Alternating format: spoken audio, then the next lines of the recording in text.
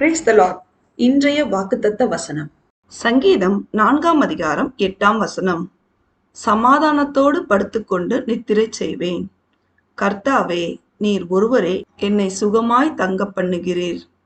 கிறிஸ்துவுக்குள் அன்பானவர்களே, சேனைகளின் கர்த்தராகிய இயேசு கிறிஸ்துவின் மேல் நம்பிக்கையாய் இருக்கும் பொழுது நம்மை அவர் எதை பற்றியும் யோசிக்க வைக்காமல் சமாதானமான தூக்கத்தை நமக்கு தருகிறார். அவர் ஒருவரே நம்மை பாதுகாப்பாக சுகமாய் தங்க பண்ணுகிறார்.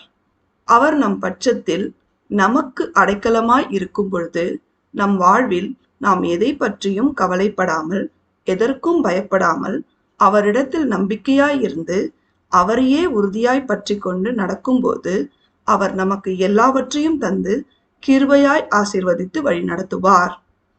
தேவன் நம் அனைவரையும் ஆசீர்வதிப்பாராக. ஆமேன்.